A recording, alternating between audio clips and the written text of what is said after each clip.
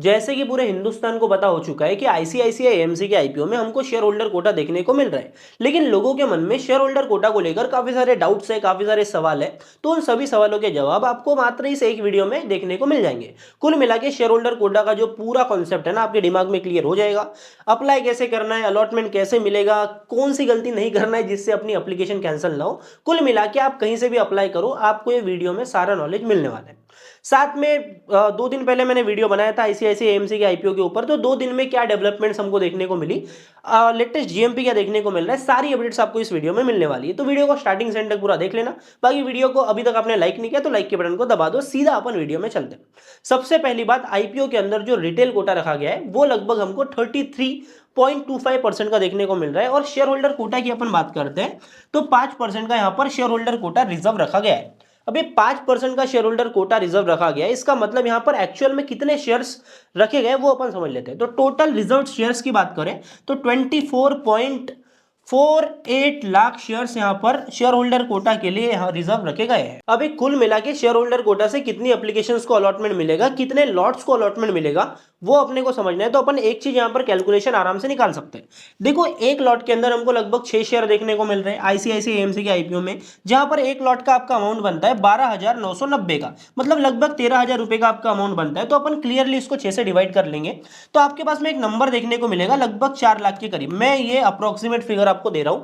तो यहां पर शेयर होल्डर कोटा से लगभग 4 लाख एप्लीकेशंस को अलॉटमेंट मिलेगा।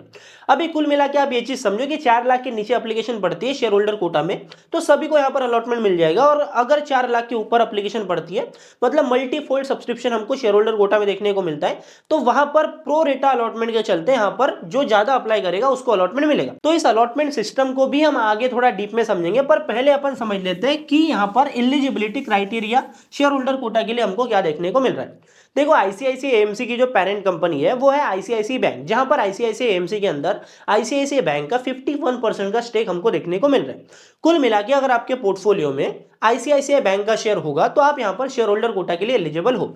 अब पहली बात वो आ जाती है कि आपने बरसों पहले कभी मतलब लॉन्ग टर्म पोर्टफोलियो में आईसीआईसीआई बैंक का शेयर होल्ड करके रखा है और आपके सामने ये आईपीओ देखने को मिल रहा है, तो क्लियर कट आपने पहले भी ले रखा था, अभी भी आपके पोर्टफोलियो में, तो आप यहां पर clear cut shareholder quota से अप्लाई कर सकते हो।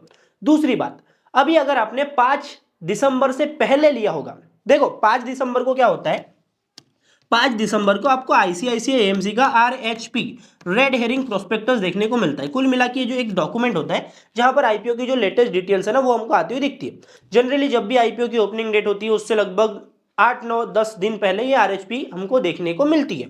ठीक है, 7-8 दिन पहले देखने को मिलती है, जो भी है अभी। ठीक है, अभी इंडिया में क्या चलता है, T+1 सेटलमेंट चलता है। मतलब आज मैं कोई शेयर को परचेस करूंगा तो वो मेरे डिपॉजिटरी में, देखो एनएसडीएल सीडीएस है, 2 डिपॉजिटरी होती है। अपना जो डीमेट अकाउंट है ना वो सिर्फ ब्रोकर है। ठीक है, वो एक ब्रोकर है, वो लेता है और अपने डिपॉजिटरी में रख देता है। तो T+1 सेटलमेंट चलता है, मतलब मैं 4 तारीख को अगर अपना शेयर लूंगा तो 5 तारीख को मेरे अकाउंट में दिखेगा। तो कुल मिला के 5 तारीख को जब ये आरएचबी फाइल हुई तो उस दिन आपके पोर्टफोलियो में आईसीआईसीआई बैंक का शेयर दिख गया तो आप यहां पर एलिजिबल हो। क्लियर कट, मतलब अगर 5 दिसंबर को आपने आईसीआईसीआई बैंक का शेयर लिया तो आप एलिजिबल नहीं हो। अगर आपने 4 दिसंबर को या फिर उससे पहले कभी भी शेयर लिया तो आप एलिजिबल हो। अगर आपने 5 दिसंबर को या फिर 5 दिसंबर के बाद कभी भी शेयर को बेच दिया फिर भी आप एलिजिबल हो। अगर आपके पोर्टफोलियो में अभी शेयर नहीं भी है लेकिन आपके पोर्टफोलियो में 4 दिसंबर को शेयर था फिर भी आप एलिजिबल हो। कुल मिला के इतना ही एलिजिबिलिटी क्राइटेरिया देखने को मिल रहा है। अभी एक और सवाल मेरे को देखने को मिलता है कि मैं तो जी आईसीआईसीआई एएमसी मतलब म्यूचुअल फंड में, आईसीआईसीआई के म्यूचुअल फंड में, वो हाइब्रिड हो या फिर आईसीआईसीआई प्रूडेंशियल के जितने भी म्यूचुअल फंड्स हैं उसमें से किसी एक म्यूचुअल फंड में एसआईपी कर रहा हूं, मेरा इन्वेस्टमेंट है, तो क्या मैं एलिजिबल हूं? नहीं। क्लियर कट बात यह है कि आईसीआईसीआई बैंक का ही शेयर होना चाहिए। तो कुल मिला के ये हो गई आपकी एलिजिबिलिटी क्राइटेरिया। अभी अपन आ जाते हैं अप्लाई कैसे करना है उसके ऊपर। ठीक है, अप्लाई करने से पहले अपन थोड़ा डिटेल समझ लेते हैं। अभी के टाइम पर जो इसका जीएमपी है ना वो बढ़कर हमको अच्छा खासा देखने को मिल रहा है। देखो, एक शेयर की प्राइस 2165 रुपए यहां पर रखी गई है, जहां पर ग्रे मार्केट में जो प्रीमियम है जो हमको कम दिखाई दे रहा था वो अभी के टाइम पर लगभग 13% के करीब जा चुका है। मतलब यहां पर लिस्टिंग गेन की एक्सपेक्टेशन हमको आराम से देखने को मिल रही है। लगभग 280 रुपये पर शेयर का ग्रे मार्केट में हमको प्रीमियम देखने को मिल रहे हैं।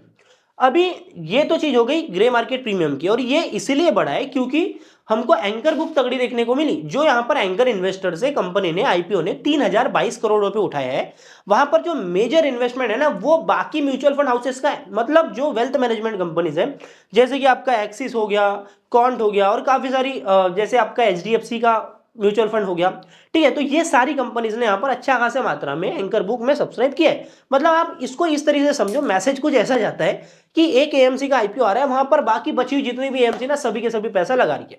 तो कुल मिला के ये जो जीएमपीए एक र्यूमर होता है, ग्रे मार्केट का प्रीमियम एक र्यूमर है, ये कोई लिस्टिंग डिसाइड नहीं करता है। कुल मिला के लिस्टिंग डिसाइड होती है जो डे 3 के ऊपर हमको QYB का सब्सक्रिप्शन आता है हुआ दिखता है, वही लिस्टिंग को डिसाइड करता है। तो अभी के टाइम पर एक दिन का सब्सक्रिप्शन हो चुका है, जहां पर क्वालिफाइड इंस्टीट्यूशनल बायर्स का जो सब्सक्रिप्शन है 1.97x का देखने को मिल रहा है। अभी मैं इसमें ज्यादा एक्सप्लेन करूंगा नहीं, जो मेरी वीडियोस रेगुलर देख रहे हैं उनको अच्छे से पता होगा कि इसका मतलब होता क्या है। इतने बड़े आईपीओ में पहले दिन के अंदर 2x का ओवर सब्सक्रिप्शन QYB कोटा में, मतलब तीसरे दिन कुछ धमाका होने वाला है, ठीक है। तो कुल मिला के ये चीज को समझो, मैं डायरेक्शन कहां दे रहा हूं, मेरा इशारा किधर है, तो उसको थोड़ा समझ लो।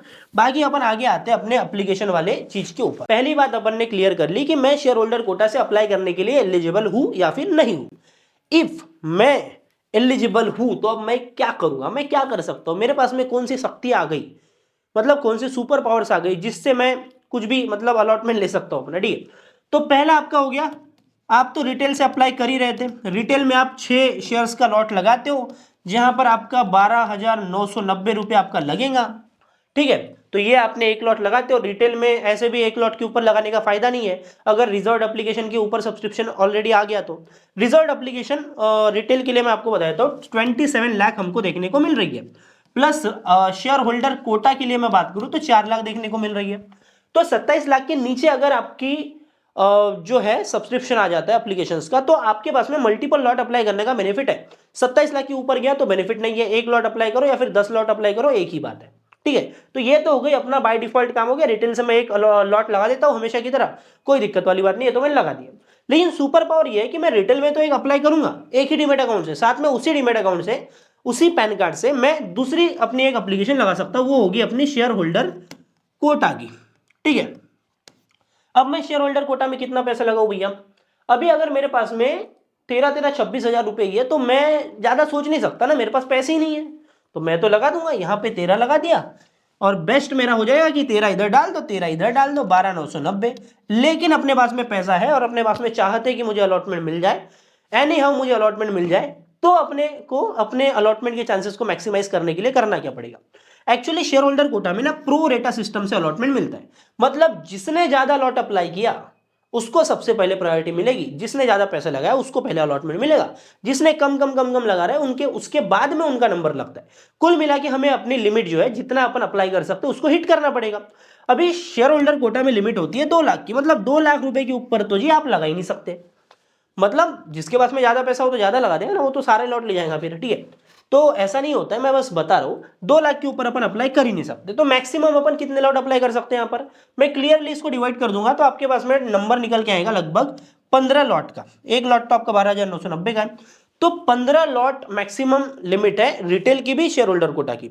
तो बेस्ट केस आपका ये रहेगा कि 15 लॉट में शेयर होल्डर कोटा में लगाऊं और एक लॉट में लगाऊं रिटेल में, या फिर मेरे पास में ज्यादा अप्लाई करने के पैसे नहीं है तो मेरे पास में जितने भी पैसे हैं वो मैं शेयर होल्डर कोटा में डिप्लॉय कर सकता हूं। बस मेरे को ध्यान रखना है कि एक एप्लीकेशन कैसे भी करके मैं रिटेल में ठोक दूं और बचा हुआ जो पैसा है वो शेयर होल्डर कोटा में डिप्लॉय कर दूं। तो शेयर होल्डर कोटा का मामला इतना सा है, आप एक ही डीमैट अकाउंट से 2 एप्लीकेशन लगा सकते हो। अगर आपका पैन कार्ड एक ही है, अगर आपका आईसीआईसीआई बैंक का शेयर कोई दूसरे डीमैट अकाउंट में और आप सोच रहे हो कि मैं दूसरे डीमैट अकाउंट से कैसे लगाऊं, तो अगर वो आपका ही एक ही पैन कार्ड है तो आप लगा सकते हो, क्योंकि बात होती है यहाँ पर डिपॉजिटरी की, यहाँ पर ब्रोकर का कोई बात नहीं है, दलाल को कोई गिनता नहीं है। सीधा मुद्दा ये है कि आपका जो डीमैट अकाउंट है वो डिपॉजिटरी है, सीडीएसएल में जो आपका अकाउंट होता है वो ही चीज मेन होती है। बाकी और भी कोई डाउट्स रह गए तो कमेंट बॉक्स तो हमेशा के लिए ओपन ही है 24/7, तो जाओ जल्दी वहां पर अपना सवाल डाल दो। बाकी वीडियो अच्छी लगी तो वीडियो को लाइक करना, और ऐसे वैल्यूएबल कंटेंट के लिए, आईपीओ से रिलेटेड कंटेंट के लिए वेल्दीफाइड को अभी के अभी सब्सक्राइब भी कर लो। बाकी मैं मिलता हूं आपसे अगले नए वीडियो में, तब तक के लिए बाबा टाटा, जय हिंद जय भारत।